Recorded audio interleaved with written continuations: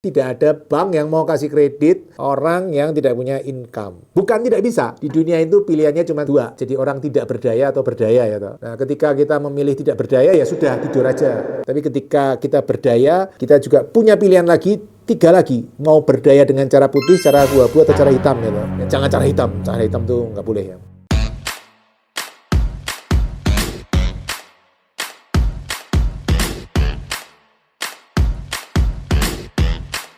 Halo teman-teman Pipo, kita ketemu lagi. Hari ini kita ngomongin pengalaman ditolak kredit oleh bank, teman-teman. Jadi walaupun saya sudah punya kredit banyak sekali ya teman-teman ya, mungkin seratusan kali ya. Ya separuh sudah lunas, kurang separuh lagi gitu ya. Tapi saya juga pernah punya pengalaman ditolak kredit loh. Bahkan sampai sekarang saya kadang-kadang masih ditolak kredit. Nah, apa sih yang bisa menyebabkan kita ditolak oleh kredit? Tentu banyak ya teman-teman. Saya melihat dari kacamata saya aja. Satu teman-teman, bisa jadi kita ditolak karena income kita tidak cukup. Contoh, 2008 waktu saya mulai awal-awal itu kan saya bangkrut. Income-nya hampir nol.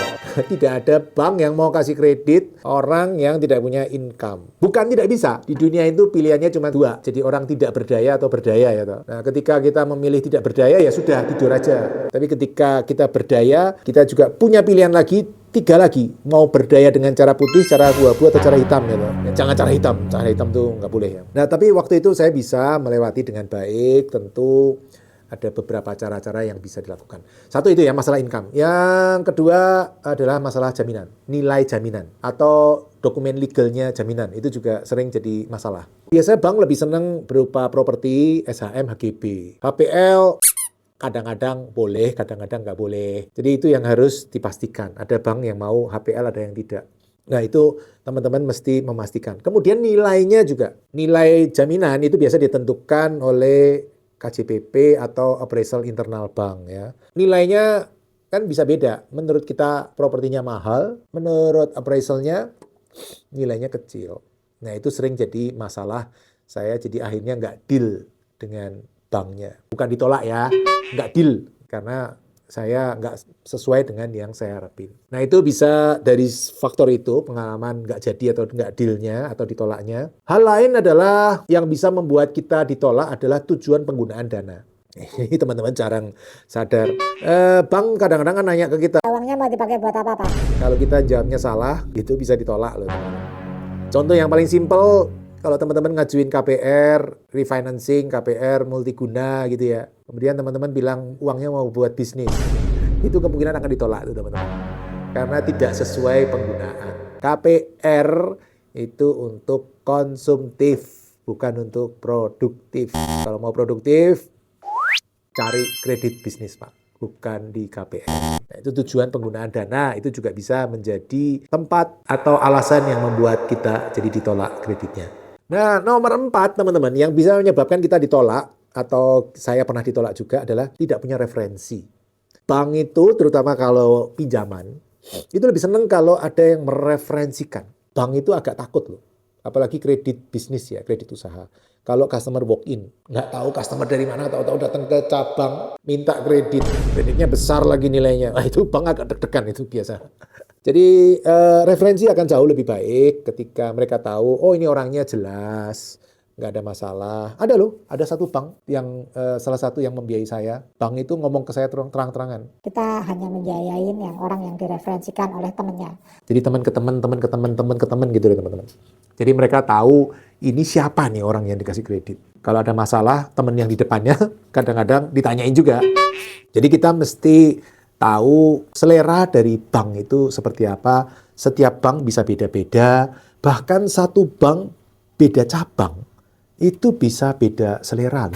Contohnya ada satu bank besar sekali ya. 2015 saya ngajuin kredit usaha di Jakarta Barat. Begitu kepala cabangnya datang, ngelihat slik saya langsung, waduh Pak Pipo sliknya banyak banget nih.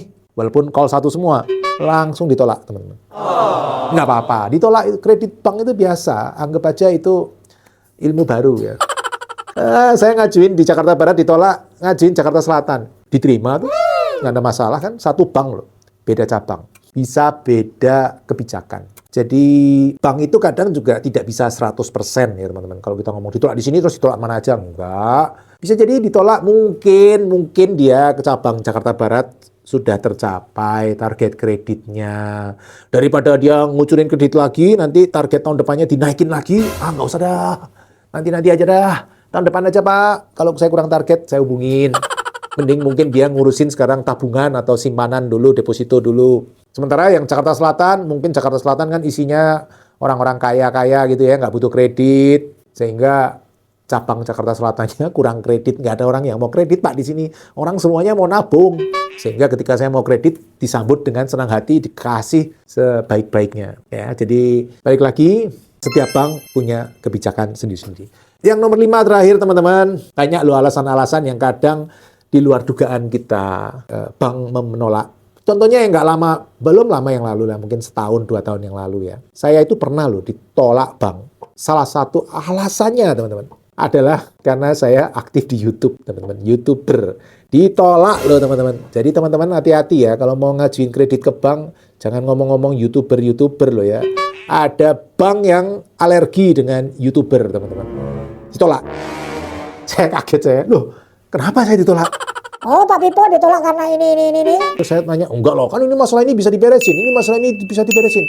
Masalah ini bisa diberesin. Terakhirnya keceplosan itu marketingnya bilang. Dan kita juga melihat Pak Pipo YouTuber, Pak. Lah, kenapa emang? Ya, selera kreditnya nggak ke situ lah, Pak.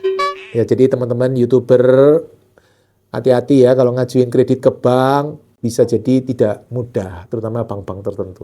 Tapi mungkin ada banyak bank juga yang masih welcome, teman-teman. Oke, teman-teman, itu tadi pengalaman ditolak oleh bank. Biasa aja kalau kita ditolak ke bank, santai aja. Tanya kenapa ditolak, dari situ kita akan belajar sesuatu. Kalau ditolak kemudian kita selamanya nggak mau maju lagi, ya selesai, nggak ada perjalanan. Tapi ketika ditolak, kita belajar, kita perbaikin, akhirnya nanti diterima. Saya kan 2008 ngajuin 6 bank pertama, ditolak semua loh. Bank-bank besar-besar itu nolak saya semua loh, 6. Baru setelah saya ngajuin 14 bank yang kedua, 3 yang oke loh teman-teman. Berarti berapa tuh? Dari 20 saya cuma disetujuin 3 bank, 15% loh teman-teman. Tingkat keberhasilannya. Jadi jangan berkecil hati ketika kita ditolak, biasa aja. Mungkin bukannya kita yang jelek, juga bukan banknya yang jelek. Mungkin nggak cocok aja untuk bisnisnya, seleranya beda, sudut pandangnya beda, kacamatanya beda, asumsi-asumsinya beda, sehingga nggak cocok. Pasti ada bank yang mau, atau kalau bank banyak yang nggak mau, ya kita mencocokkan dengan kemauan bank maunya gimana. Itu teman-teman, sukses selalu, tetap bersemangat, salam Passive Income Property. Setelah mengikuti video hingga selesai, untuk yang belum subscribe, ayo subscribe channel Pipo Hargianto dan klik lonceng notifikasi untuk mengikuti video-video selanjutnya. Teman-teman juga bisa mengikuti seminar-seminar yang saya bagikan. Silakan daftar melalui nomor berikut.